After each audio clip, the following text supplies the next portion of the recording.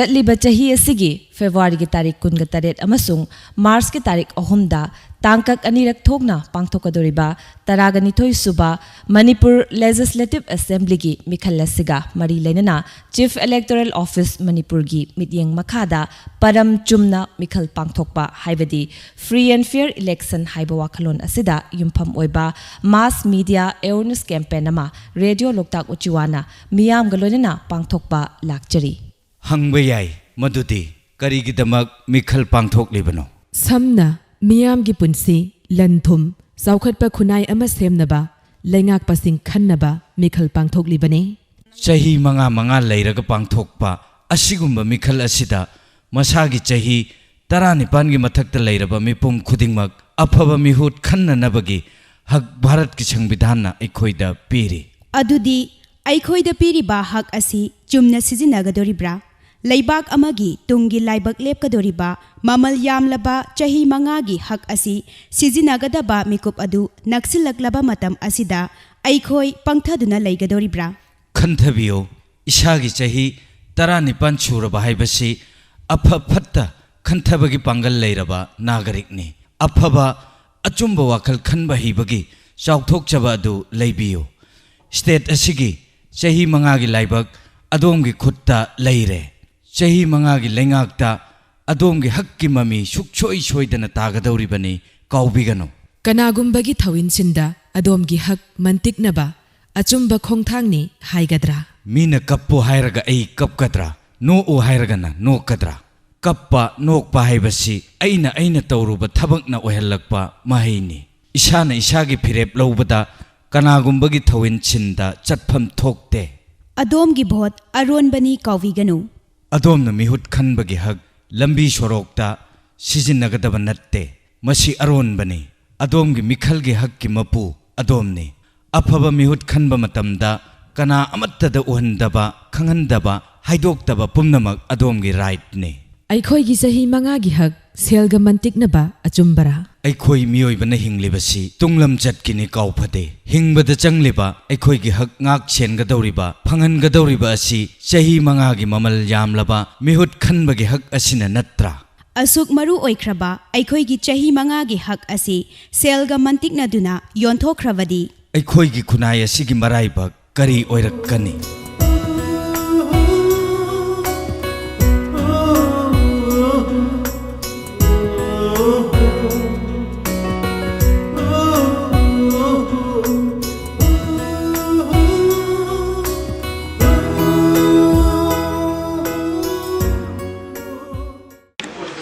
अखोई असिगी रेडियो लोकताकना चीफ इलेक्टोरल ऑफिस मणिपुर का खुशम नजरगा कोई थाम चुपना चथा जगदबा mass media awareness campaign for free and fair election समसमना कोई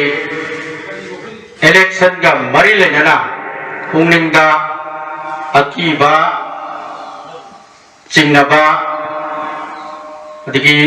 कनागुंबगी थविनसिन यावदना इनिंग तमना इसागी चाही मंगागी हक असि सिजिनजरगा अपांबा कैंडिडेट खनसी खनगदबनी हाइबसिगी मतंगा कोई मियांगा ताना तिगनजरगा मियामना थेंगनेबिरिबा लेकायदा खुंगंदा थेंगनेबिरिबा खुदोंचादबसिंग पाउदमबिनिंबा तोंगान वाखलोनसिंग अखोई लोकजबा लाकपनी खना नैनजबा लाकपनी तसेंगना अखोइना पांथोकचरिबा थौरबसी मणिपुर की कोई वैली डिस्ट्रिक्ट की असेंबली कॉन्स्टिट्यूएंसी सिंदा अखोइने हेक चचबा ngamba यौसनबा ngamba मफमसिंग लोइना चचरगा मियामदा पाउजेल पिजबा लोइनाना मियामगी वाखलोनसिंग लौजरगा अखोइ मयाम पुन्ना अमुक खांगिनाबा सुगुमबा Assembly constituency dadi ingna chikna lehui sugumba mapam chidana sugumba nungai taba wakalon sing sugumba bipai ba di pam daba thudu wathuk sing thuori hai bana chimba pawdam mayam si kunna sip electoral office Manipur da koina pawdam jaraga makoina maduga mari lenana lakat pa yaba thorang kaya barum lakador election sida lakat piraknaba akoina hajagadoribani aduna ngasigi kai khunadariba koi mangda election biriba marumapang ise nem satranaru koi khwai khibingna ungninga karigumba singnaba yaudana haudiyong jeng isagi leikaida thengnariba election ga mari lenaba pamdaba thodok wathok ko oiragasu natraga hena phajaba mongda hena shanti laiba mongda election si pangthokpa yanaba gidamaka thambilingba wakalon singnaba leitana ungdokpiu aibo wafon si thamjage aduga aiboina mayamda yamna chamba yamni chamna adum akoina khanginaba yaba haiba khanai nabagi thoramsi nainabagi mapan din nairoi tongan ba thodo wathok isu mayamama aikogi mangda taribadina adubu telaba matam kharasida aikoina lokachaba khanaba yaba chamba wafam khara aikoina aikogi RJ singna tamna mayamda sum tanajaba hangjaba mayamna pakhum tamna dum pibiba sumaina satharaga asigi kogi street corner meeting kebaya meeting ade vox pocket thoramsi pangthok minasia wafam thamjaraga lengchen miba pai kuna buku amkana khurumjari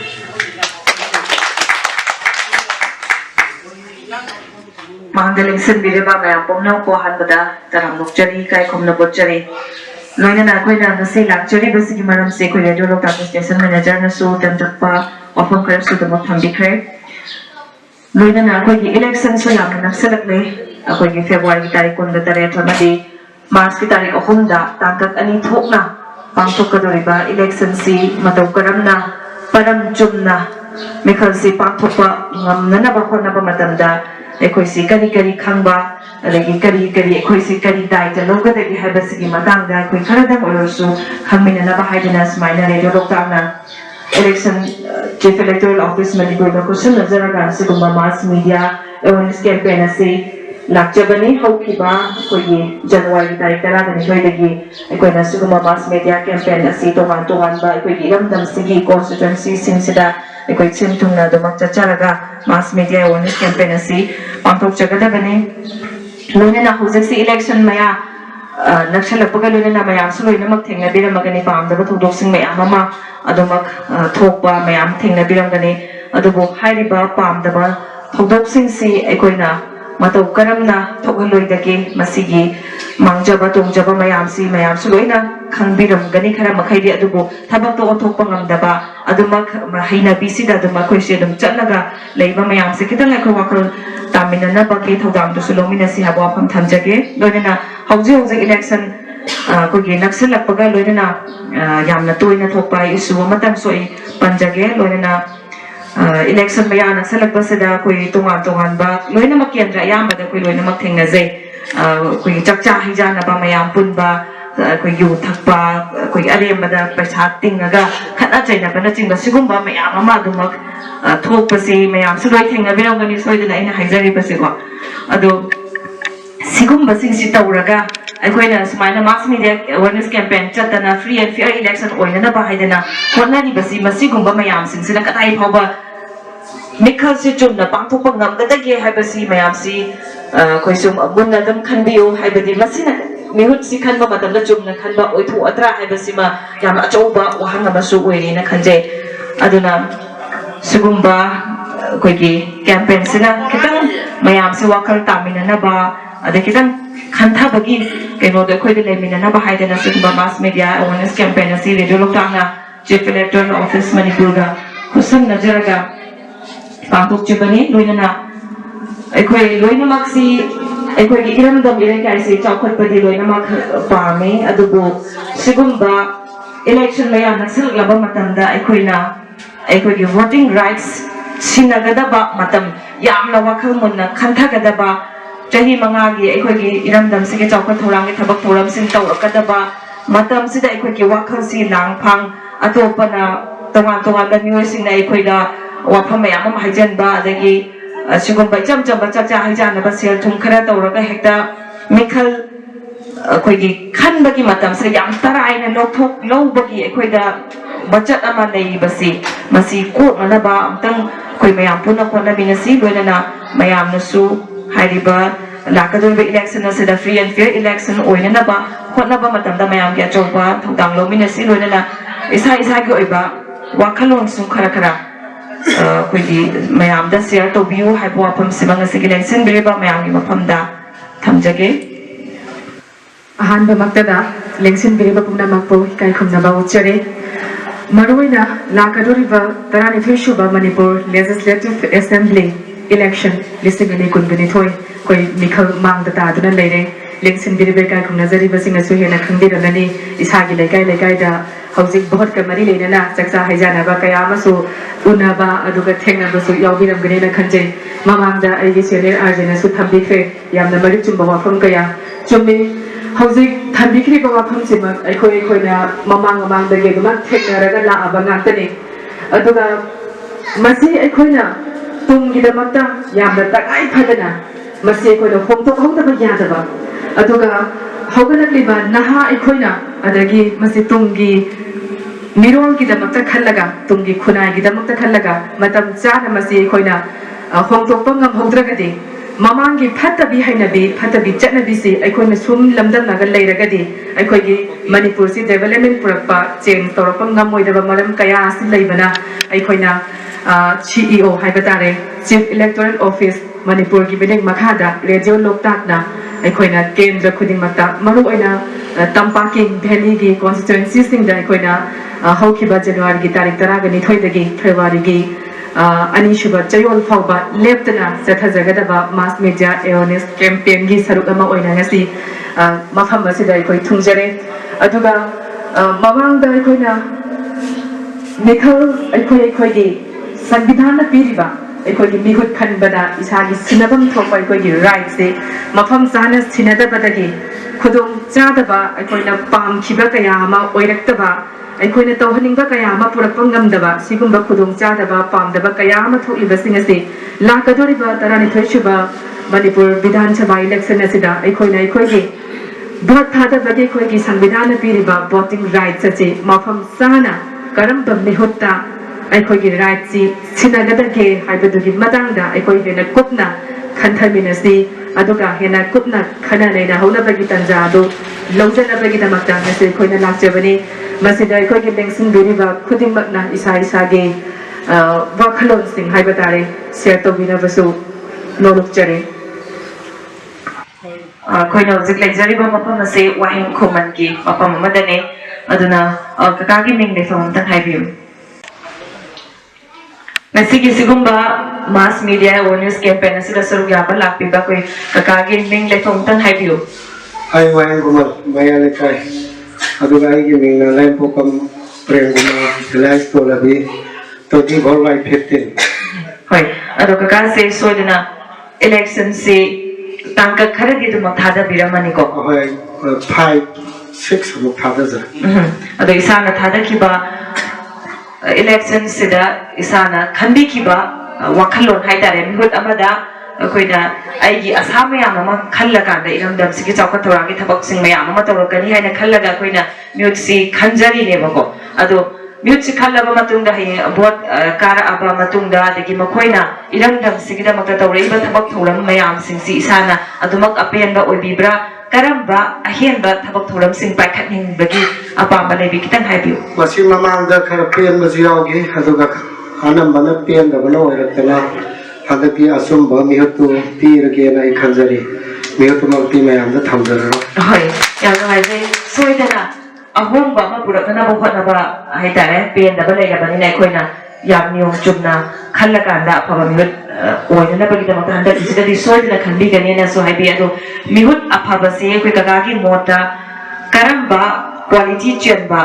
ꯀꯔꯝꯕ ꯃꯒꯨꯟ ꯆꯦꯟꯕ ꯃꯤꯑꯣꯏꯁꯤ ꯃꯤꯍꯨꯠ ꯑꯐꯕ ꯃꯤꯍꯨꯠꯅꯤ ꯍꯥꯏꯅ ꯀꯀꯥꯅ ꯂꯧꯕꯤꯒꯅꯤ ꯍꯥꯏꯕꯁꯤꯃ ꯃꯌꯥꯝꯁꯨ ꯈꯤꯇꯪ ꯍꯥꯏꯕꯤꯌꯨ ꯑꯩ ꯍꯥꯏꯖꯒꯦ ꯑꯍꯥꯟꯕꯗ ꯀꯦꯟꯗꯤꯗꯦꯠꯇꯨ ꯂꯥꯏꯔꯤꯛ ꯍꯩꯕ ꯇꯥꯏ ꯑꯗꯨꯒ ꯄ꯭ꯔꯖꯥꯒꯤ ꯑꯋꯥꯠ ꯑꯄꯥ ꯑꯃꯗꯤ ꯂꯥꯏꯔ ꯏꯅꯥꯛ ꯈꯨꯟꯕ ꯃꯌꯥꯝꯒꯤ ꯑꯋꯥꯠ ꯑꯄꯥ ꯂꯝꯕꯤ ꯁꯣꯔꯣꯛꯀꯤ ꯑꯗꯨꯒ ꯁꯣꯁꯤꯌꯦꯜ ꯃꯥꯏꯟꯗꯦꯠ ꯌꯥꯝꯅ ꯆꯦꯟꯕ ꯑꯗꯨꯒꯨꯝꯕ ꯃꯤꯑꯣꯏ ꯑꯗꯨ ꯑꯣꯏꯕ ꯇꯥꯏ ꯍꯥꯏꯅ ꯈꯟꯖꯩ ꯍꯣꯏ ꯌꯥꯝ ꯅꯨꯡꯉꯥꯏꯖꯩ ꯑꯗꯨꯒ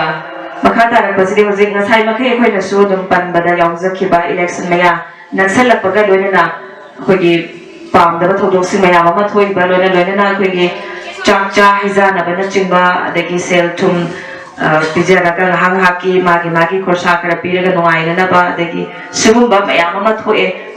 ꯁꯤꯒꯨꯝꯕ ꯊꯣꯛꯏꯕꯁꯤꯡꯁꯤꯒꯤ ꯃꯇꯥꯡꯗꯗꯤ ꯀꯀꯥꯒꯤ ꯑꯣꯏꯕ ꯃꯣꯠꯇ ꯃꯁꯤ ꯆꯨꯝꯃꯦꯅ ꯈꯟꯕꯤꯕ꯭ꯔꯥ ꯇꯧꯍꯟꯅꯤꯡꯕ꯭ꯔꯥ ꯇꯧꯍꯟꯅꯤꯡꯗꯕ꯭ꯔꯥ ꯀꯀꯥꯒꯤ ꯑꯣꯏꯕ ꯃꯣꯠꯇ ꯈꯤꯇꯪ ꯁꯤꯌꯔ ꯇꯧꯕꯤꯌꯨ ꯑꯩꯒꯤꯗꯤ ꯁꯨꯛꯇꯧ ꯇꯧꯍꯟꯅꯤꯡꯗ꯭ꯔꯦ ꯃꯔꯝꯗꯤ ꯚꯣꯠ ꯑꯁꯤ ꯄꯩꯁꯥ ꯁꯨꯛꯆꯪ ꯆꯪꯍꯟꯅꯤꯡꯗꯦ ꯀꯦꯟꯗꯤꯗꯦꯠꯁꯤꯡꯁꯤ ꯀꯦꯟꯗ꯭ꯔꯁꯤꯡꯁꯤ ꯑꯗꯨꯛꯀꯤ ꯃꯇꯤꯛ ꯄꯩꯁꯥꯁꯤ ꯌꯥꯝꯅ ꯆꯥꯗꯤꯡ ꯇꯧꯅꯔꯦ ꯆꯥꯗꯤꯡ ꯇꯧꯈ꯭ꯔꯒꯗꯤ ꯃꯥꯅ ꯚꯣꯠ ꯀꯥꯈ꯭ꯔ ꯃꯇꯨꯡꯗ ꯃꯥꯒꯤ इलेक्शन की बहुत माई पाक मागी MLA local area development fund है गवर्नमेंट था रही मादु मागी पैसा से चंगरबनिना मागी संगी बदो हंजन म होनर कने हाजरिबा मार मादुना भोट की पैसा से सुचंग चंगनिंदे भोट पैसा चंगनिंदे ना बोदी ककाना हाइबेरी अदो पैसा से कोई मियाम सिनने बको मागी दरकार ओइबा अदगी खुदा की मागी अपाम सिंसिगी दमक अदुम कैंडिडेट थोगले इबा मयाम सिंदसु नाइले हान लेइबा सिंदसु नाइले अदुम हाइबा हंगबगी चनबी मदुमक लै अखोइना तौहन लोइ हारगसु इसा ना अदुम मसी थबक तो ओथोपा ngамदबा इसाना दि फते हारगसु पैसा लौनिंगदे अफबा मिउट खनिंगी हाबे वखलोदे दुमक लैबा अदुमकपु अखोइगी इसा ना दुमक हाइबा थबक से पांथोपा ngамदबगी मतांग अमा सुदुमक लैबको अदो मसीगुमबसी अखोइ मयाम से वखल तामिननबा अखोइ पैसा लौदनबगी हैनबिसि लैसि हाइरगदि अखोइसि करी तौबा ताय हाबसि मतंगा ककागी बमोता हाइतारेको खितंग शेयर तौबियो मे अरोइ बोइन आइगी मोतदी अदुमक लैजरे पैसा से सुखिन तिंगानिंदे अदुबो आई गतना थादरगा बोसि हेक्ता यादो बनतबनिना मणिपुर की केंद्र सिंजी अदुकी मते का हेना साउखतबा हाइदब्रा पैसा की अदु डिपेंड तौबा पैसा सिना उसलगदी पैसा सिना पामबनिना सही मंगा की थोदो खंदबा यहाँ की पैसा तो दरकार होइबनिना अदम न सत्पसु याम यावे अदर आई की मोतदी मसिमदी संदोक चाहनिंगी आगो वफमजी थमजर यम नवाइजे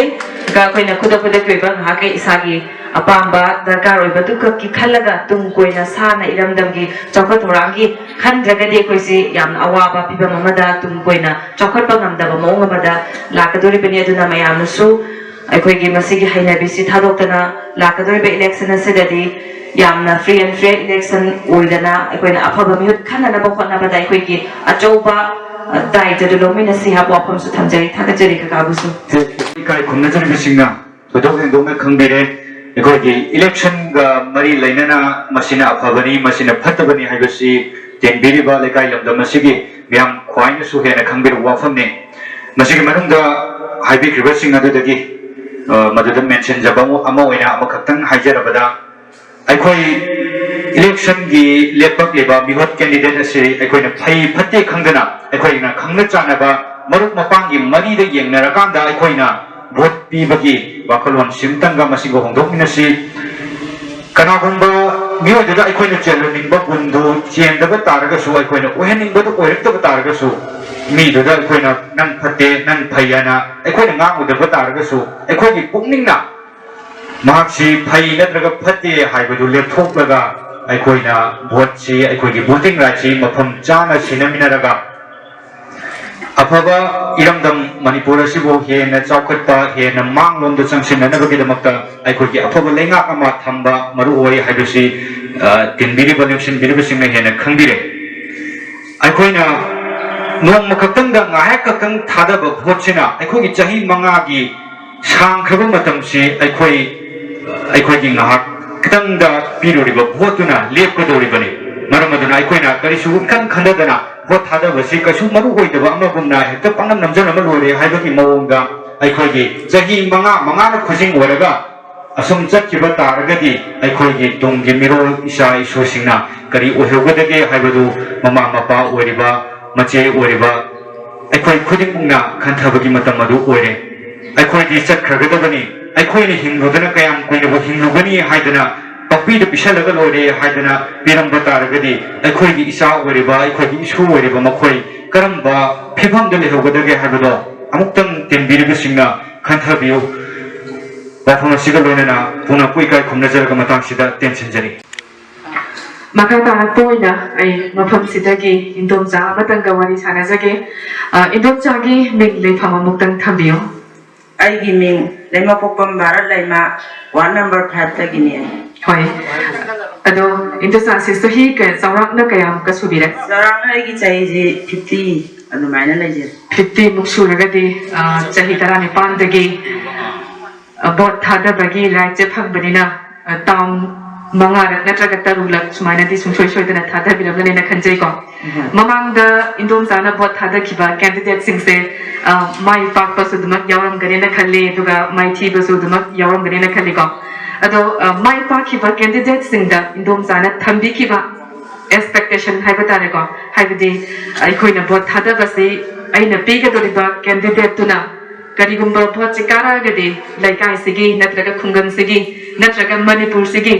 चौखटपा अवोनबा खुनाय मा पुरकदोरिबनी हाइबगी अदुगुंबा डेवलपमेंट सेंस मा पुरकपा ngamgani हाइबगी वाखलोंदा आइगी भोटचे भोटिंग राइट सिनरी नेबको मदुगी एक्सपेक्टेशन दु हाइबदी थाजबदु यौवेना खनबिब्रा नत्रगा खरा खजे यौबो वालेना थंबिनिंग्रा कमाइन थंबिने masi aigi मोट ओइना हाजो हारबदि आइना थादल से माना एक्सपेक्ट लाइना आइना एक्सपेक्ट लाइना खनना थागत सगिबा मिहुचे होय mai pakpadi oiki adubu aina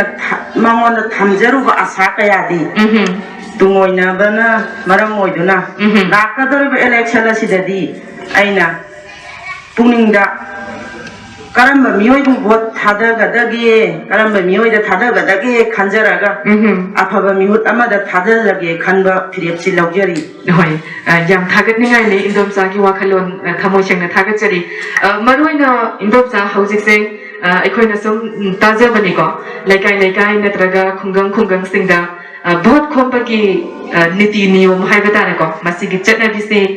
पुरा अखोइगी अवनबा मा हाइबतारे इसम समना हाइबदा अखोइगी नुपी अंगांग ओइरगना अखोइ मपाउसे द भौबा यावनरी को अखोइगी नुपी अंगांग ओइरगना क्वा तनत बहुत खोमी अदुगा नुपा ग्रुप ओइरगना यु निशा सिंसिदा तोरगा बहुत से खोमनरे अदुना पुरा अवनबा अदगी पुरा अखोइगी करी हाइबतारे अदुगुबा मचत अमदा बहुत से खोमनरे अदुगा इसा इसागी भोटर सिंसिदासु हाइबतारे अखोइगी लेरिबा मियाम सिंदासु वाखल खजिक ताबा वाटबा हाइगद्रा अखोइगी आइगी खुदोंग चाबसी फंगननबा वाखल लोनसिना हाना मांगदा थमगा आइगी वोटिंग राइट चाहि मंगागी ममल यामलबा भारत की संविधान ना पीरिबा अखोइगी हक से अखोइना योन थोक्सबा हाइबतारे इसम समना अखोइगी मिरेप मिहुत ओइगदोरिबसिदगी आइगी खुदोंग चाबा खरा दो फंगहौरगा लौहौरगा आइगी वोटिंग राइट सिना थोपा अदगी लाइब्रेरीबा इकाइ खुमनजरिबा अखोइगी मिरेप ओइबिरिबसिंसिनासु हौजिकसे अखोइगी भोटर फाबगी नियम ममखक लाइकाना पुंगाइ हाइनबिबा हाइबतारे हाइबदी इमुंगदुगी खुदोंग चादबा फिबम खिदंग नातै चादबा तंजामदा खुदोंग चाबा पैसागी मतेंगबु ओइरो अदगी खजिक्तंग हाइबतारे को सिगुंबा मिनुंसी मना कोनझलुबा मतमदा नसागी लौरोरिबा पैसा नत्रगा पिरमलिबा पैसा दुगी तोबिबा खंगबोइना आइगी भोट से तोबिमा खंगबो उथोपा हाइबतारे अदुना मसिना मरम ओइरगा आइखोइना आइगी पामजरिबा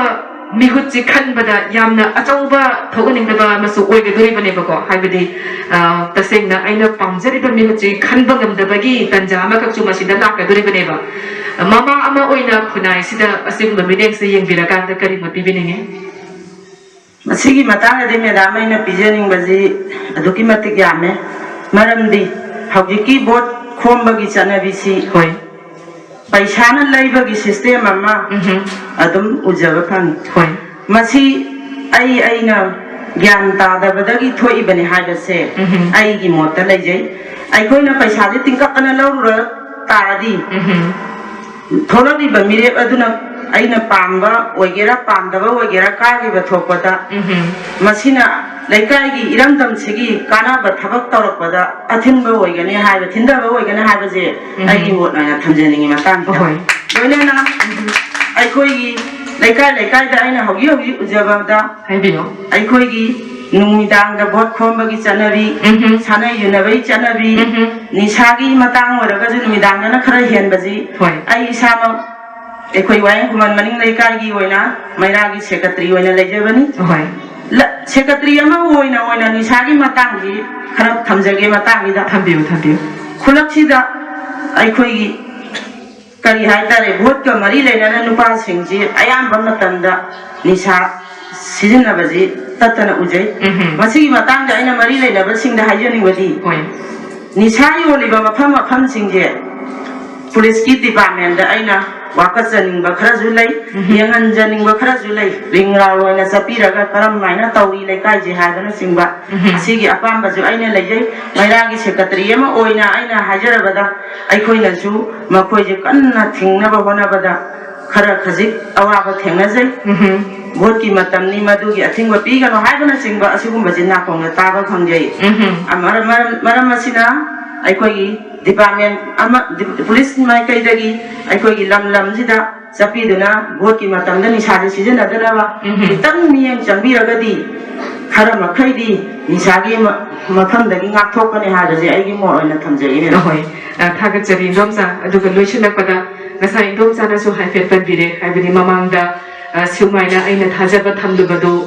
loina mapung phana ngamkhide duna madugi nawai taba khajitang lei haibagi wafam thambiki handak la kaduri ba tarani theshuba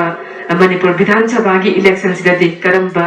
mihoi da haiba tare isagi voting right ji chinage haina khanbiri sigi matang de madam aina hajening baji aikoi gi केंद्र से खुदम केंद्र से मिरेप अनी लेरे खलजी मिरेप अनी जी मनुंगदा सांगदमनबा मतमदा कनाना qualification लई अदुगा इरमदम इरै कायसि येंबिरकनी आइगी लंबी थोंग अवात्पा युमलै कैरै अदुगा नौना होगललिबा नारोन सिंगी थबक फंगदबगी मतांगदा येंसिनबिरकबा ngamgadawa मियांगी पाखोलोई मयेक सेंगना पुथाबिरकदवा मियोइदा बोसी थादामिना सी हाइबा ngasiगी awareness sida aina thamjari थागतजरी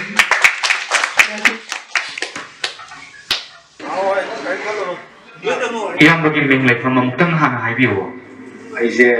khogi wayang khuman mamang lekai polling number 16 begini aduga pukrambam ratan te hojiksi taran thuisuba manipur legislative assembly ki mikhal si koidre tak ani thokna lakator ko february ki kun taret amadi march ki tang ahum da pangthok ko doriba koi khut thekbu matam da yamna wa da numit masingai badu oisalakle masi election kushilakta asigumba chiraba tanda sida yamgi thamoida election yoksalak pasida kari ga phobi haibadi koi nisa pasa sahai da chinjak sing charaga sakcha haijana ba khana chaina ba thola kadra haibagi मिपाइबा लेब्रा नत्रगना चही मंगा की मनुंगदा अमुक तंग तांग लापा अखोइगी अफब मिहुत खनबगी तांगलब तंजानी नुंगाइरब मिकुपनि कानि इसारा चाउथोकजब फबिब्रा कनि फबि कितंग थंबिबो यामबा अखोइगी सिंगना हाइजरगा अखोइगी सोथरबा केंद्र हाइतारे तंग मतिक चाद्रबा केंद्र जिदा अखोइगी ममांगा हौकिबा मतिक चाद्रबा म्याम जिंजे हतकी अनोबा 2022 गी जिदा सुसोई सोइदना अखोइगी अफबा प्रजागिदमत खनबा मिहुत अममम लाकनी अदुगा हानगी फत्रम म्याम जिंजे लोइना बमांगिबा कय हाइतारे मुतखगा अनोबा हतकी अफबा मिहुत अमा लाकने हाइबगी थाजबदुगी खलगा हाइरगति अखोइगी इलेक्शन से अतुकी मतिक याम थुना पांथोपा अमसु आइगी थमोइदा पामजबदि लै अदो हुजिक्से election kushelato matam sida atop atop kendra sing tongan tongan ba mafam singda aikoina adum pau siada media singda adum tari uri kana chaina bagi adu thoning uttaba thodok sing thokbagi adu yambagi laikai dari hauji hauji se karamba phigam dan laibiri kitang thambi ho yamba अखोइगी laikai sidadi hujik poki di oina yamna hena kaga thoning daba thodo adagidi phat kai haitare adum bari thopodi laidri adu bu tholak kadra haibagi singna badi lai taseng na ga khoigi मतिक चाबा हाइगद्रा चादबा हाइगद्रा हाना लई बिलबिबा mute सिंजिनाबो मतिक चाबा हाइगद्रा चादबा हाइगद्रा नुंदांगी मतमदा कोई boat खोंबा लापा अदगिदी अहेनबा Kanan कोई तंबंग देदनबो मियोइबदा कई लोइदरे कमाई तोय खंगदबिदा अहिंगदा कईदा boat खोंबा लापा को सुंबा तौबसे मसिदं तौबिद्रागदी नंबोन केंद्र की ओइनदी इरांगी थोक्सरोइद्रा हाइबगी आइगी वखंदा थाजबदी ले यमनोय मसिदा अखोई लमदम सिगी कयो लेकाय सिगी मियाम सिंग ज्ञान ताबगी अचौबो मम्मी यमनी मदो फोन तब तौदोक्सिन थोक्त्रिबा अदुगा मतुंगदसु थोलक्तनबगी अखोई खुदिंगमकना जेक्शनबा मतम ओय अदुगा हुजक्सि यामबा अखोई अहल सिंगसिसु मरु ओय ओयदे हाइबनते अदुमकु अखोई नहा अखोइना हेन मरु ओयरिबनि मरमदि अहलदि मखोइदि कुइना सांगना हाना हिंगलमबनिना मखोइना हाना चटखरगदबनि लेहवगदोदि नहा अखोइनि नहा मोइना युथ मोइना हारिबा इलेक्शन असिदा करी करंबा थौदांग लौसलगा अखोइगी लाकदोरिबा मिखलसिंगदा फजबा अचुंबा असेंबा लेंगा अमा लाकनी कायना करी थौदांग लौरगदि खंबीबा लei खितंग थंबीबा यामा आइगे अनिबा पामा मोट अमा हाइजौ हाइरगदि कोइगी हुजुजी लेबिरिबा कोइगी मणिपुर सिगी ओरदा कोइ कैंडिडेट एमएलए हुफु हाइता लाकदैनि को अनौबा सि लाकदोबो मयाम सिना कोइगी मीटिंग दा कइदा प्रजादा यामना फजदबा हाइतारे प्रजासि पैसा याम पामबगी मवोंगा कई अमो पलप ngang ताबसे मसिदि तसेंना कोइ प्रजा अमोइना कोइ नुंगाइजदबा हाइतारे अफाबा मीदी अदुम थबक तौबा जे वाक तौबा मीजे अखोइ लोइ खंगेबा अदु केंद्र चखोले जे कोइ जु मम सुम कोइना चतपनिना खंगे अदुदुगा कोइ कई हाइतारे प्रजाना पैसा लौब हेमनबदगी केंद्र सेम ngमदबनी हाइबगी कई हाइतारे कोइ मपान थोंना मीडियादा लाक्त्रगजु लैकाइदा कइदा ताबा खोरबा सुगुम मयाम यावे सुगुम बजिंजे प्रजाना मोइदा पैसा पियो हाइदेबा नीरुदेबा अंता मोइना बोट की मतमदा नुंसीबा सा ला कांदा प्रजाजिं नुंसीबा सा ला कांदा मोइना पीरगा लास्टना प्रजाना जलोइ ताइसनबिबा गजे मसी मतिक चादबा सुगुम्बा एमएलए मति थोलकदो बुजिंजे हतकी 22 की इलेक्शन सिदा लोइना मुथखगांदा अनौबा थोलैबा लाइकला सुहैबा मयाम की प्रजा की तमत खंगदबा मिनुसिंजे मोइजी ओइना थागतमिनरजी हाइबजे की साथि हाइजे याम फजबा वकलोन थंदी यामना थंबिरो वखम से अखोई कना गुंबो मसी कैंडिडेट लोइनमक्ति ओइरमदबसुय अदुगो कना गुंबो सिंग मरक्ता अखोई प्रजा अखोई सि लैबा याबा योनबा याबा पोसकुम ने हेक्ता उबा करिकरुंग मतमदा अखोई यावरी हाबिबनी मसी अखोई खुदिंगमंगसु प्रजा ओइरिबा नहा ओइरिबा हल ओइरिबा अखोई कांगुब खुदिंगमकी मियोसिंगना ज्ञान तामिनरगा अखोई सि मखोइना तौनिंगबो तौबा याबा लैबा याबा योनबा याबा पोसकमगुम अखोई हंदक लाकदोरिबा इलेक्शन असिदगिदि अमतो ओइना थेंगमिनरगा अखोई लेमिनरसि मसिगा अदुगा अरोइबा ओइना यामबदा हंजनिंगिसे यामना पिबिनिंगलिबा कैंडिडेट से मसिदा यामबना खनिंगिबा मिहुतसिदा तौहनिंगबा थबक अमतंगदि हाबिरमु कई तौहनिंगबा ले आई अतोप केंद्र गिदि हाइजरोय आई नंबर केंद्र गी ओइना दुम हाइजर हाबिरो आई नंबर केंद्र दैना पामबजे खोइगी लारिक हाइरगसु लाइसु खंद्रगदि उपाय लेतेगो अदुगा आइना पामजगदि खोइगी लाइसु हाइबा प्रजागी जु खनबा अदगिति खोइगी नंबर केंद्र जिगी सफलकदोबा एनी कइनो मतो मतमदा लौथब ngamba हाइतारे खोइगी नंबर केंद्र जिगी अवाद पाजे कई लेदि खोलिना नंबर केंद्र सिदा सुर नैरगा लैबा नंबर प्रजागी अवाब खंबीबा कैंडिडेट तो अदुगुम मी माई थागनिंग है जगी साथे है जगी थागचरी यामबो अहन बद कका की मिंग लेथुमदो अमतंग हान थंबियो कका आई 24 bye Yon, naure mawang, bagi usia usia nabon kendri segi manung sanba, segum nabot konggang begini, ayi ming program provinsi. Aduh, si kakak ki lekai dari election gemari lainnya na tuan itu betul betul sing thok bagai labor na tergam masih sati wina adum yang nungai na ingin cinggal dari kan kan bibra kita thambio. Usia usia makki wina di, koi miam na sui mama di nau sing na su thambi kare, koi sadiba koi 2020 ki naksar laba election sigi yamna siraba taja sida usia usia mak koi nabon kendra ki di lai thok ba hai kadra. कोई लेजरी बच्चे अंदर पुनः मक्की कोई की polling station खुदी मक्ता कोई इरांग हजिक थोप फाउबगी लेते मरक्ता मचा मचु नाक पाक संगानाबा खोंदरबा इंगाई संगानाबदी यावी अदुबो कोई हजिक लेरे सेक्शन दबदी याते अते ते केंद्र हजिक मखन कयागी लेप लेतना नोम की हिंसा थोदोक मरी लेना इलेक्शन की मरी लेना बात होइना नोंगान बगा कोई मैम उनरी बताना नुमित तासबा करी थोलगदगी हाइबा मिपाइनरबा पुदिमक अदुमक फाउदबदी नते अदु कोई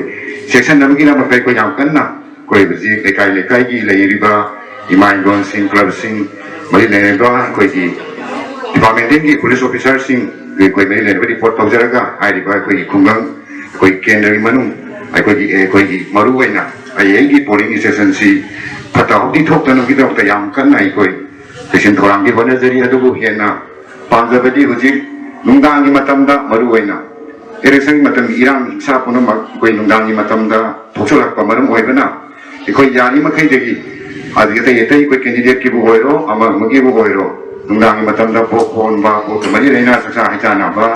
आदिगि थबक अमा सरुजी अदु सरुजी नुंगांगी प्रोग्राम दा पांतो पुनमक्सी लेपिनगदी सुजोय सोयदना नमो केंद्र से हिंसा यावतना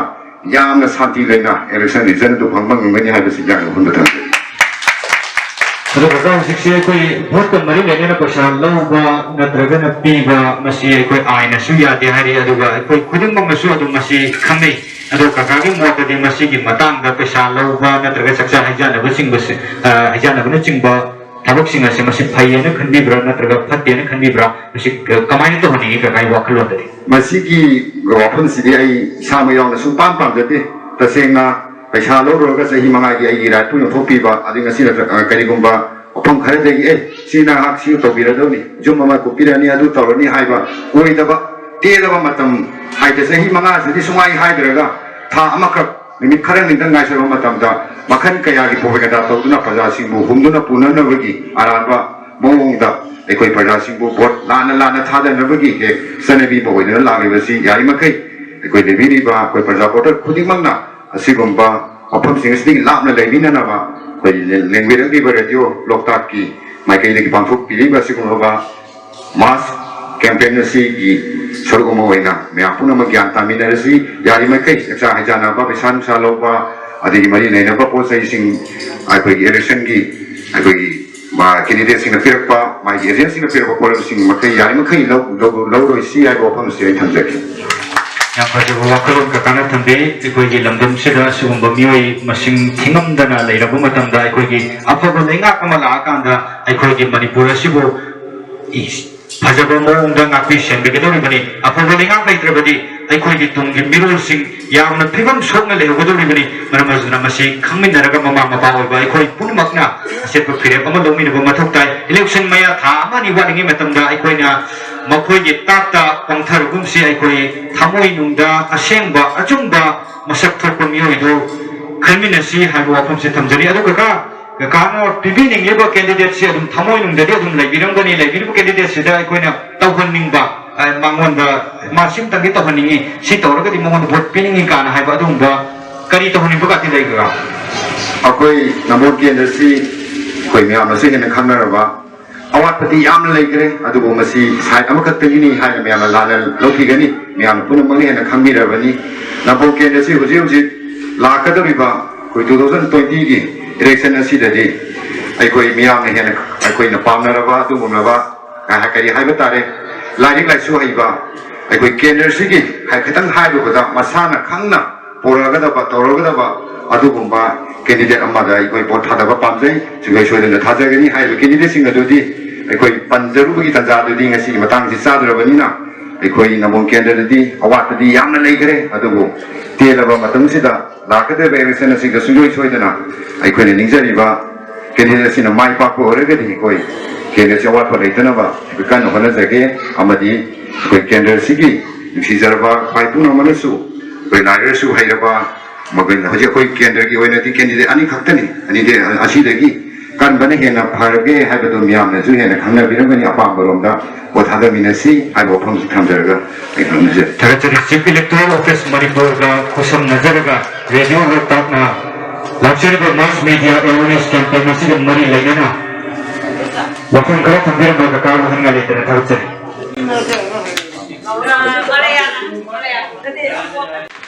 मखा ताना कोई इंडोसा मगम को नजगे इंडोसा के मिंग लेफम तन हाइबियो ꯑꯩꯒꯤ ꯃꯤꯡ ꯂꯦꯞꯄꯣꯡꯕꯤ ꯇꯣꯡꯕꯂꯩꯃ ꯑꯩ ꯋꯥꯍꯦꯡ ꯈꯨꯃꯟ ꯃꯅꯤꯡ ꯂꯩꯀꯥꯏꯗꯒꯤꯅꯤ ꯑꯗꯨꯒ ꯑꯩꯅ ꯑꯍꯥꯟꯕꯃꯛꯇꯗ ꯃꯌꯥꯝꯗ ꯐꯣꯡꯗꯣꯛꯆꯅꯤꯡꯕ ꯑꯃꯗꯤ ꯂꯥꯛꯄꯤꯔꯤꯕ ꯃꯌꯥꯝꯗ ꯑꯩꯅ ꯊꯥꯒꯠꯆ ꯋꯥꯍꯩ ꯑꯃꯇꯪ ꯊꯝꯖꯒꯦ ꯉꯁꯤ ꯑꯩꯈꯣꯏꯒꯤ ꯆꯤꯐ ꯏꯂꯦꯛꯇꯣꯔꯦꯜ ꯑꯣꯐꯤꯁ ꯃꯅꯤꯄꯨꯔꯒꯤ ꯃꯈꯥꯗ ꯑꯩꯈꯣꯏꯒꯤ ꯔꯦꯗꯤꯑꯣ ꯂꯣꯛꯇꯥꯛꯅ ꯄꯥꯡꯊꯣꯛꯄꯤꯔꯤꯕ ꯑꯩꯈꯣꯏꯒꯤ ꯃꯥꯁ ꯃꯦꯗꯤꯌꯥ ꯑꯦꯋꯥꯔꯅꯦꯁ ꯀꯦꯝꯄꯦꯟ ꯑꯁꯤꯒꯤ ꯃꯈꯥꯗ ꯑꯩꯈꯣꯏꯒꯤ ꯄꯥꯡꯊꯣꯛꯄ ꯊꯧꯔꯝ ꯑꯁꯤꯒꯨꯝꯕ ꯀꯦꯝꯄꯦꯟ ꯑꯃ ꯄꯥꯡꯊꯣꯛꯄꯤꯔꯒ ꯂꯝꯗꯝ ꯑꯁꯤꯗ ꯂꯩꯖꯔꯤꯕ ꯍꯥꯏꯕꯗꯤ ꯑꯩꯈꯣꯏꯒꯤ ꯅꯝꯕꯣꯜ ꯀꯦꯟꯗ꯭ꯔꯒꯤ ꯃꯅꯨꯡ ꯆꯟꯅ ꯂꯩꯔꯤꯕ ꯑꯩꯈꯣꯏꯒꯤ ꯋꯥꯍꯦꯡ ꯈꯨꯃꯟ ꯍꯥꯏꯔꯤꯕ ꯄ꯭ꯔꯖꯥꯁꯤꯡ ꯑꯁꯤꯒꯤ ꯑꯅꯤꯡꯕ ꯑꯄꯥꯝꯕ ꯈꯔꯇꯪ ꯐꯣꯡꯗꯣꯛꯄ ꯐꯪꯍꯟꯕꯤꯕꯒꯤꯗꯃꯛꯇ ꯑꯍꯥꯟꯕꯃꯛꯇꯗ ꯂꯦꯡꯕꯤꯔꯛꯂꯤꯕ ꯔꯦꯗꯤꯑꯣ ꯂꯣꯛꯇꯥꯛꯀꯤ ꯁꯤꯟꯃꯤꯁꯤꯡꯕꯨ ꯑꯌꯥꯝꯅ ꯏꯀꯥꯏ ꯈꯨꯝꯅꯕ ꯎꯠꯆꯔꯤ ꯌꯥꯝ ꯅꯨꯡꯉꯥꯏꯖꯩ ꯏꯗꯣꯝꯆꯥ ꯑꯩꯈꯣꯏꯅ ꯂꯥꯛꯀꯗꯧꯔꯤꯕ ꯏꯂꯦꯛꯁꯟ ꯑꯁꯤ ꯐ꯭ꯔꯤ ꯑꯦꯟ ꯐꯤꯌꯔ ꯏꯂꯦꯛꯁꯟ ꯑꯣꯏꯅꯅꯕ ꯍꯣꯠꯅꯕ ꯃꯇꯝꯗ ꯆꯤꯐ ꯏꯂꯦꯛꯇꯣꯔꯦꯜ ꯑꯣꯐꯤꯁ ꯃꯅꯤꯄꯨꯔꯒꯤ ꯃꯤꯠꯌꯦꯡ ꯃꯈꯥꯗ ꯔꯦꯗꯤꯑꯣ ꯂꯣꯛꯇꯥꯛꯀ ꯄꯨꯟꯅ ꯈꯨꯠꯁꯝꯅꯖꯔꯒ ꯁꯤꯒꯨꯝꯕ ꯃꯥꯁ ꯃꯦꯗꯤꯌꯥ ꯀꯦꯝꯄꯦꯟ ꯑꯦꯋꯥꯔꯅꯦꯁ ꯀꯦꯝꯄꯦꯟ ꯑꯃ ꯃꯐꯝꯁꯤꯗ ꯑꯩꯈꯣꯏꯅ ꯂꯥꯛꯆꯕ ꯃꯇꯝꯗ ꯃꯌꯥꯝ ꯂꯣꯏꯅꯃꯛꯅ ꯁꯨꯝ ꯍꯔꯥꯎ ꯍꯔꯥꯎ ꯂꯦꯡꯕꯤꯔꯛꯇꯅ ꯑꯗꯒꯤ ꯏꯁꯥꯒꯤ ꯋꯥꯈꯜꯂꯣꯟ ꯃꯌꯥꯝ ꯑꯃ ꯐꯣꯡꯗꯣꯛꯄꯤꯕ ꯑꯗꯩ ꯏꯗꯣꯝꯆꯥꯅ ꯑꯩꯈꯣꯏꯕꯨ ꯁꯨꯃꯥꯏꯅ ꯊꯥꯒꯠꯄꯤꯕ ꯑꯗꯨꯛꯀꯤ ꯃꯇꯤꯛ ꯌꯥꯝ ꯅꯨꯡꯉꯥꯏꯖꯩ ꯑꯗꯨꯒ ꯉꯁꯥꯏꯁꯨ ꯃꯌꯥꯝ ꯑꯃꯗꯤ ꯑꯗꯨꯃꯛ ꯐꯣꯡꯗꯣꯛꯄꯤꯈ꯭ꯔꯦ ꯐ꯭ꯔꯤ ꯑꯦꯟ ꯐꯤꯌꯔ ꯏꯂꯦꯛꯁꯟ ꯑꯣꯏꯅꯅꯕꯒꯤ ꯍꯣꯠꯅꯅꯕ ꯃꯇꯝꯗ ꯏꯁꯥꯒꯤ ꯑꯩꯈꯣꯏꯅ ꯀꯔꯤ ꯊꯧꯗꯥꯡ ꯂꯧꯒꯗꯒꯦ ꯀꯔꯤ ꯇꯧꯃꯤꯟꯅꯒꯗꯒꯦ ꯍꯥꯏꯕꯒꯤ ꯃꯇꯥꯡꯁꯤꯗ ꯃꯌꯥꯝ ꯑꯃ ꯏꯁꯥꯒꯤ ꯑꯣꯏꯕ ꯃꯣꯠꯁꯤꯡ ꯃꯌꯥꯝ ꯑꯃ ꯐꯣꯡꯗꯣꯛꯄꯤꯈ꯭ꯔꯦ ꯑꯗꯨꯅ ꯏꯗꯣꯝꯆꯥꯒꯤ ꯑꯣꯏꯕꯁꯨ ꯂꯥꯛꯀꯗꯧꯔꯤꯕ ꯏꯂꯦꯛꯁꯟꯁꯤ ꯑꯩꯈꯣꯏ ꯂꯣꯏꯅꯃꯛ ꯐ꯭ꯔꯤ ꯑꯦꯟ ꯐꯤꯌꯔ ꯏꯂꯦꯛꯁꯟ ꯑꯣꯏꯅꯅꯕꯅ ꯍꯥꯏꯗꯅ ꯑꯩꯈꯣꯏ ꯀꯦꯝꯄꯦꯟꯁꯤ ꯉꯁꯤꯃꯁꯨ ꯃꯐꯝꯁꯤꯗ ꯂꯥꯛꯏꯕꯅꯦ ꯑꯗꯒꯤ ꯑꯇꯩ ꯑꯇꯣꯞꯄ ꯃꯐꯝꯁꯤꯡ ꯃꯌꯥꯝ ꯑꯃꯗꯁꯨ ꯆꯠꯇꯣꯔꯤꯕꯅꯦ ꯑꯗꯨꯕꯨ ꯀꯦꯝꯄꯦꯟꯁꯤ ꯑꯗꯨꯃꯛ ꯆꯠꯂꯒ ꯑꯩꯈꯣꯏꯅ ꯇꯧꯒꯗꯕ ꯊꯕꯛꯁꯤꯡꯁꯤ ꯇꯧꯗ꯭ꯔꯒꯗꯤ ꯃꯗꯨ ꯀꯥꯟꯅꯕ ꯐꯪꯉꯣꯏꯗꯣꯏꯅꯤ ꯏꯗꯣꯝꯆꯥ ꯑꯩꯈꯣꯏꯅ ꯆꯠꯂꯤꯕ ꯄꯥꯟꯗꯝꯁꯤ ꯃꯥꯏ ꯄꯥꯛꯄ ꯉꯝꯃꯣꯏꯗꯣꯏꯅꯤ ꯑꯗꯨꯅ ꯏꯗꯣꯝꯆꯥꯒꯤ ꯑꯣꯏꯕ ꯃꯣꯠꯇ ꯃꯅꯤꯄꯨꯔ ꯃꯤꯌꯥꯝꯗ ꯐ꯭री एंड फेयर इलेक्शनसी ओइदबा यादे हाइबकी वाखलोंसु सोइदना लेबिरंगनी खले अदुना ओइननबगिदमक्ता मयामदा इंदोमसागे बा मे लौहनिबा मयामदा तौहनिबा वाफम खरदंग हाइतारे इंदोमसागे बा मोखितंग शेयर तौबियो होय आइगी मोलोइना इना फोंदोक जानिंगाबदा ngasi manipurda free and fair election da oinabgidamक्ता अखोय प्रजासिंग अमत्ता मानबा लिसिंग दा अखोय ज्ञान ताबसे फाइ फास्ट मसि मरुनी अखोयना सेनगी माइकैदा नत्रगा मखोयगी कैंडिडेट सिना पीरिबा पोलम सिंगा अखोयना मिताबिरोय दोबनी इलेक्शन दा मांगदा मखोयना थेमबा अखोय यापिरोय दोबनी अखोय मतम पुनमक्ता अखोय मतम करमना मखोय फ्री एंड फेयर इलेक्शन असि ओयनगदगी हायरगदी अखोय मतम पुनमक्ता अखोय पैसादा मिहोकुमसी माजुक्सु थेमनी कैंडिडेट कयाना प्रजा सिंगा नंगी संगोय साबिगे युम साबिगे नंगी बोतर मद लुपा असुपीगे अइमोंद वोट थादो मदु अखोयना यारुगा तारगदी अखोयगी लैजरंबा शक्ति पुनमक्ता मखोयना मुनखरगदी अखोयना ngasiगी लाखलिबा अखोयगी 2022 गी इलेक्शन असिदा अखोयना माइ पाकना अखोय अपानबा मिलिक अपानबा अखोयगी कैंडिडेट खनबदा अखोयगी थौना से लोइना मांगखरगनी असिगी मतुंगिना अखोय मसिगुंबगी अनफेयर मीन्स से अखोय सिजनदना लाखलिबा 2022 गी इलेक्शन असिदा अखोय अपानबा मिहुता हाइबदी अखोयगी लैजरिबा खुंगंग अखोयपा मपुंग फादिबा खुंगंग असिदा लैजरिबा अखोय प्रजासिंगना मतौ करमना अखोयसे करमबा मिहुतबु करमबा मिहुइबु अखोयना खल्लगा अखोयगी लमदम मसिबु यंगसिनबिरकदागे अदुगो तुंगी युंबिरे लोयरकदोरिबा माहाइदि मतिक चाना हाइजराबा अखोयगी नहासिंग असि थबक फंगदना निशागी इपाक लुक्तुना लै मसिगुम्बा निशागी लुक इपाक लुक्तुना लैगदोरिबा हौरकलिबा नहासिंग असिबु फुट पाइदुना सिंखटपिरगा अखोयगी तुंगी युंबि वैदना खुत्ता मैरा पाइदुना लमदम मसिबु कनगदोबा प्रजासिंग अखोयगी नहासिंग सेंबिबा ngamgदोबा दुगुम्बा अखोयगी कैंडिडेट तो खलंग अखोय ngasiदि भोट थादबगी मतम मदु यौरे हाइबा वाफम से थांजल याम नुंगाइजै इदोमसाना थमोइदा लैबिबा लाकदोरिबा इलेक्शन असिदा फ्री एंड फेयर इलेक्शन ओइननबा होनबा मतमदा अखोयना लौमिनबा याबा लो तंगाइ फदन लौदरबा यादरबा यामना मरुइबा थौदांग खरा थम्बिबा इदोमचाबु थागतचरी लोनना अखोय मांग इलेक्शन बिरिबा इमाइबेल अदगी हलोरबा इकाय खमनजरबा कका पदगी पाबुंग ददा मयाम अमा लै इसागे बो खलोन मखा ताबा फोंदोकपिनबा लेरगसो दुमा हेक्ता हाइबिरो अखोयना अमोमता ओइना हांगजरजगसो मयाम मरक्ता दुम इसागे बो खलोन फोंदोकपिनबा लेरगदी हाइबिरो होय अरोय बगयाना कोई मफम सिदा तीन वीडियो मिया बोय काय खुमना बो से बगल लोइना ना इंगले फंगबदो हाना उतन खंगन दिउवा वाय कुमन मालिक लैकाय मैं मफु फंगों बिन मा आई सागी इशा के अपाम लाकदोरिब इलेक्शन सिगम मरी लेना इमाना करी पामी नत्रगना कोई वोट कागब मतुंगदा कागदोरिब कैंडिडेट तुदा सुगम सुगम थबक से तहनिंग बलै काना फुंदोक पिनिंग बकादि लेतब्रो इमागे लेजै याना लेरगदि खितन थंबेरो मोइना सुमाय तौबने कागदि अखोइना हन येंबदे हे उदबदो अदुगी थबक सिमा तहनजनिंगदे अदसि भोट ममांगदा लाकदा अखोइदा तराम तौबिरिबा सुमायना हयें कागरगने फजना कना अरई लेता ताना दिनदना अदगी सोथाउरबा सिंगबु बेखतिरपा गम्बा दुगुम्बा कैंडिडेट पामजै अदुगा हाना ममांगदा तौरिसिदि सही के अमा प्रजादि मैमदी हाइनबीरीदना पैसा पांबा पांबा अमरोदि से कागर मतुंग मोइना हन्ने येंबिरक्तबनिना मतंग चारगे लहोरगे हाइबगी वखलोल अदुंग संगिना तौरनेबा अदो खैदि हेक पोपदगी ngasibaवदा वोटर हेसलपदगी लुपा मा खै लौरगा क्या इसागी राइट सिनरते असुमाइना तुंगदा लाइबा हौरकलिबा इसिन नाउसिंग इसलजा इसुई लोयामसिंगसे असिना भोट थादो मतमदा पैसा लवन जनिंगदे अदुगा चौखत थोरांगी दमता फजना ताना तिंगना तौरगा चौखत पसे पुरकमिना नबा अदमाना पामजै आई वा मोतदी इमाना थंबीरिबा थाजबा थामोइनुंगदा ओहनिंगलिबसि इमाना थामोइनुंगदा आशा तौजरिबा कैंडिडेटना इमागी इमागुंगा प्रजा मयामना पामलिबा थामोइनुंगी वाफम से छोइदना मके थुमनबिरको सोइसम इमागु थागचरि अदुदि सुचोइ छोइदा तौबिरकदि हाइबा आसाबा लैनि तकागि मिंग लेफमदो हानतम खंगनबिरमो ऐसी माइना पाली नंबर केसिगी मनुंग चंद्रिबा अखोइगी कोंखाम मखा हाइबा पोलिंग स्टेशन 24/31 हाइबा अपनदगिनी आई साबि मिंग कोंखाम बोर्डे सिंह अंजी आई हजे ममांग दसोई कोई काउंसलर मोई नंबर म्युनिसिपालिटी तो गुजरात नियम सुमना भोट थादसे अखोई लांगा चकुमसी असुंबा असिंबा मिरेपदो अखोई खनसी अफबा लेंगाक थमसी इरंग मणिपुर बो मांगलोंदा चंगसिनगदबा अदुगुमलबा मिहुत मखनसी हाइबनी लाइबा अखोई कैंपेन असिगी पांदम असी अखोई खरिमक ज्ञान तामिनबा मथौक ताई लोइनबक अयाबसिंग अखोइना ससरुबसिंग अदुम ज्ञान ताई अदु कथागी मोददी लागदो इलेक्शन सिगमबरी लेनना अफबा अचुंबा असेंबा लेंगाक अमा खननबगिदमक्ता मिखल अमा ओइननबगिदमक्ता करी करंबा तवहनिंगबा तवहनिंगतो वाफम सिंग लेबि खिदंग थंबियो कका ऐगी मोता हेलो ऐगी मोता नजरबला अखोई नबोल केंद्र की ओइना अखोई लैरिबा अखोई कैंडिडेटसी अनि कप्तनी अनि सिगे मनुंगा अखोई ममांगा अखोई चाही कया तांग कया अखोई मियाम की भूत ओइना अखोई येंजरी पुनमक से अखोई लोइना मियाम प्रजा ने बात ताबिरबनी अदबु अइना अमुक थमजरी वखलना नबोल केंद्र की असुगम मिहुत अमा ओइना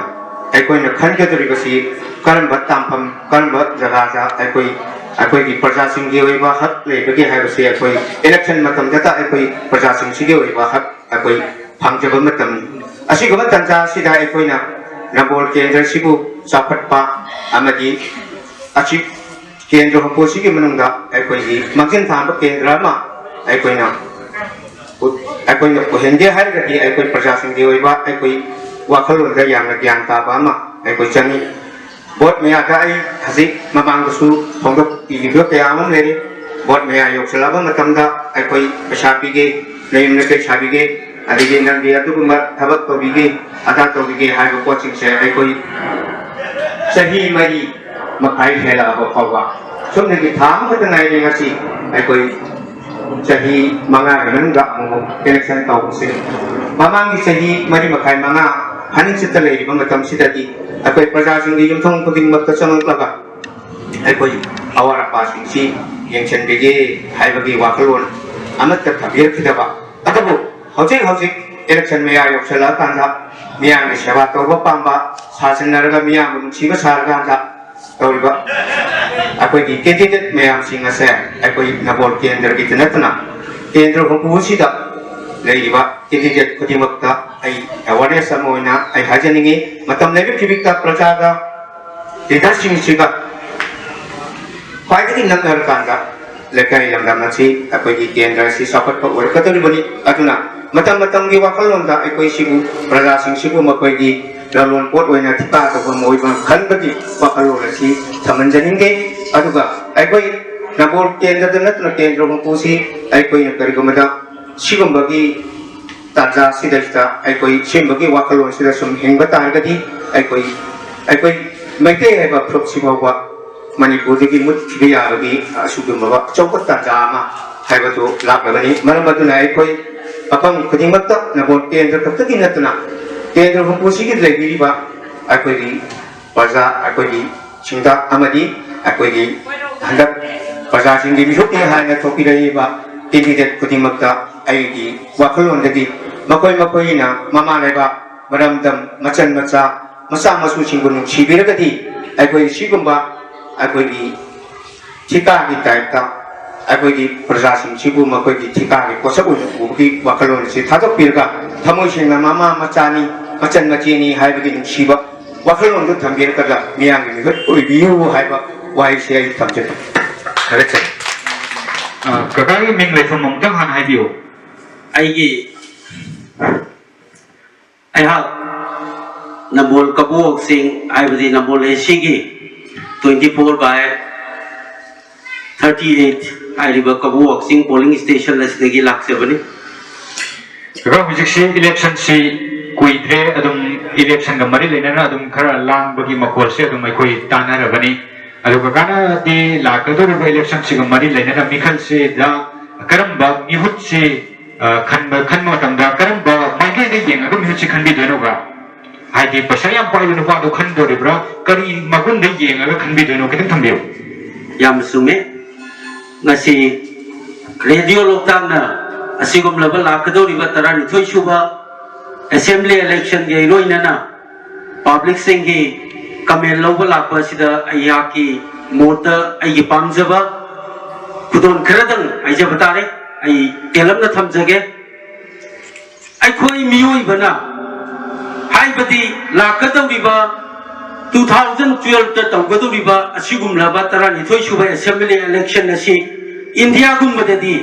democracy chatpa lebak amada khwaidigi achoba festival amani haiduna mayam launariba adugum laba festival khwaidigi chawba adugum laba festival amani masida candidate khak natna lairiba irangdam manipur sida lairiba jati India sida lairiba mipum khudingmangna khangadaba wakhalon sing ai telana thamjage candidate na पैसा P हाइदुनसु प्रजा कोइने लौबीदबा प्रजा की खोलाउ सिंह ताई candidate ना पैसा पामी लेता लाइरना थुमटपा असिगुमलबा सोचलबा अदुगुमलबा फिबान नाइद्रबा मफम money हाइबसी मिपुम खुदिमंग खंगी अदु कैंडिडेट खुदिमंगसु सिगुमबा चांस असिदा आइगी इशागी potential legislative candidate mayam amasu matik chai khangde chade khangde asigum laba festival asida yaksang festival dongna abir ama paiga chonokta koi abir sai dongna candidate ki nomination file joga candidate jang dominate asigum laba matik chade candidate singna kani upai season masal and money power and muscle power kana da chaithang bi ai yumda ai khunai da chaitheng pi masini ai pining ba awareness ai khoina sungam lobi ganu yelako pisa lobi ganu aduga apaba candidate ama haibase aduma masana marum dum adum khokcheraga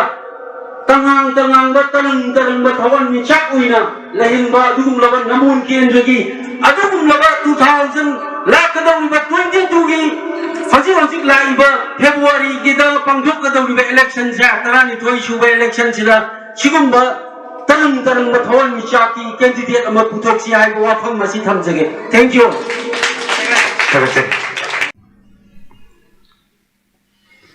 democracy ai basi miyamgi ngakta lengak sasan tawjaba kanglon amani ana democracy da election natraga ko mikhal hairi si yamna maru ai सही मंगा की मनुंगदा India दा पांगथोलिबा election असिदा अखोइना अखोइगी मेरेपसी मसक खंगबा ngamdaba natraga खंदोकपा ngamdabadagi अखोइ election सिदा अखोइ पामदबा मिहुत थागत खिबा natraga अखोइना थागलिबा मिहुतुना लेबा मियामगी अनिंगबा पामबा Torpa ngamdabadagi अखोइ नुंगाइतबा पेंदबा मयाम अमा थोए अदुना इलेक्शन कमीशन ऑफ इंडिया ना फ्री एंड फेयर इलेक्शन पांगथोकनबा यारिबा मखै होनदुना तलागी अदुबु अयाम मतमदा इलेक्शन कमीशन पामलिबा पांदम मधु फंगबदी अदुमक ngamde तसेंबदी फ्री एंड फेयर इलेक्शन हाइबसे अखोइना फ्री हाइबसे कोइगी voter ओइबसिंगसिना मागी अनिंगबा अपामबा मिरे ओइबदु मनिंग तमना खंजबा याबगी खुदोंसाबा दुबुनी अदुगा फेयर हाइबसिना कोइ थादरिबा vote खुदिमा सब मानै मसी सोइदना मसिंग लोइना थिगदबनी हाइबदुनी अदुना फ्री एंड फेयर इलेक्शन असि तंगाई फदना तौगे हाइरगदी अखोइना voters सिंगना मागी अपामबदु निथिना vote थादबा ngamанबा अदुगा थादरिबा vote खुदिमकु अखोइना सब मानना मसिंग थिबा यानबा होतनबदुनी मसिदा अखोइदा होजिक थेंगनरिबा इंडिया गी होजिक लैरिबा पॉलिटिकल सिस्टम मसिदा फ्री एंड फेयर इलेक्शन ओइरक्तबा अखोइ मनी पावर मसल पावर लाकपा सिना मरम ओइगा तोंगान हिंसा के थौतोकसिंग थोकपदगी मिसि मिना फावबा अदुम याउदबदि नत्ते अदुना अखोइना कोइगी मिरेब खन्बा मतमसिदा यामना चेक्सिनना हाइसिंगना खलौबा अमा मथौ ताइ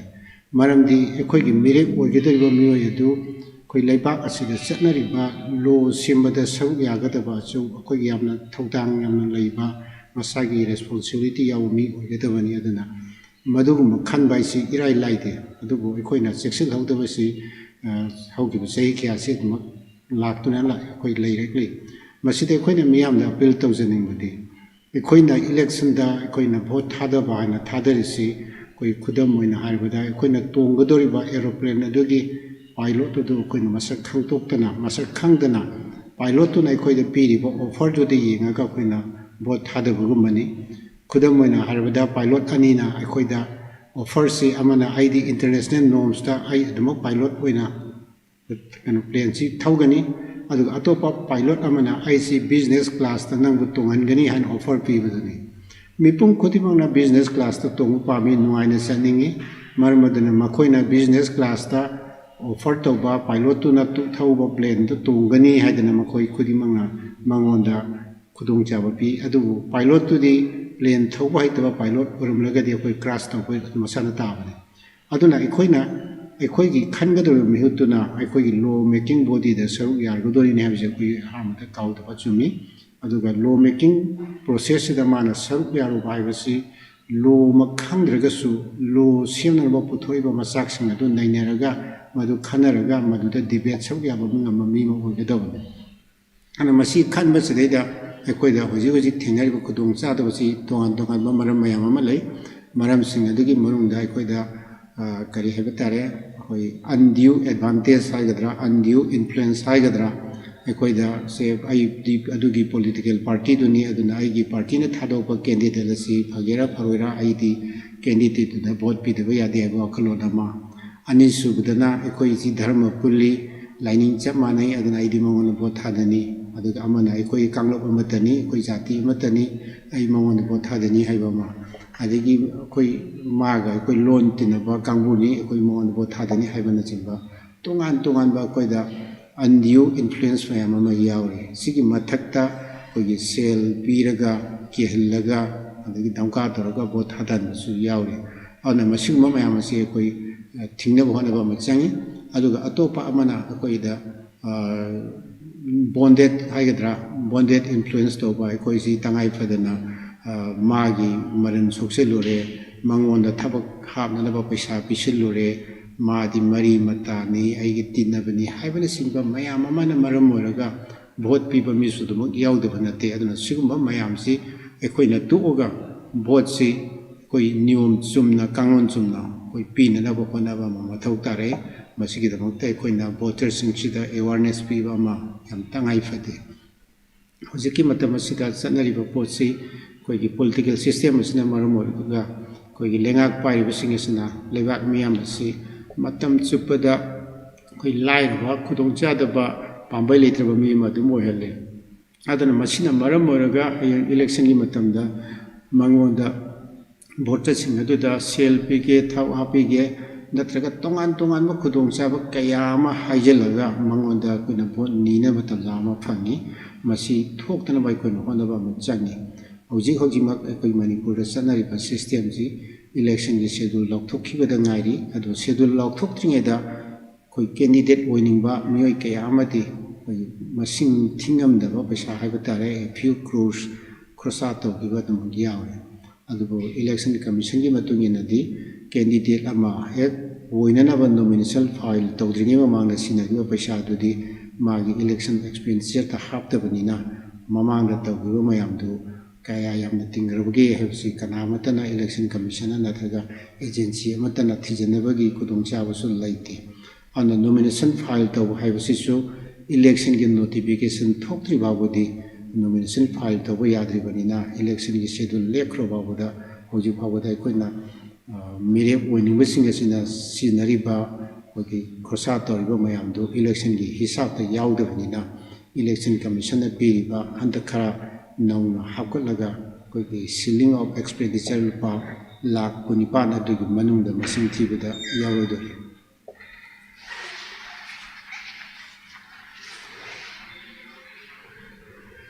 ate lakpa aduna lupa lakh kunipan phaba khosa to bayai haibagi wani hojik election gi matam wali ngai sida lakh kunipan gi mathakta hena krasa to graba mayam ama yawbanina hayeng ma khogi hairiba music aduna mo election karaga kadai de ki pesa du hagin gedege habasi acho wahanga moy manipur gi wena hojik lari basi mla mana tha mada phangi basi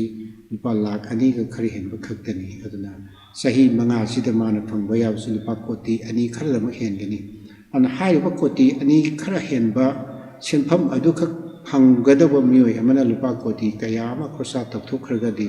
madu tasengna ma aranba pambai koi corruption torpugi phibam ma lai aduna election commission na election da koi sel amasung mani por sinadana ba pambai mayam ma koi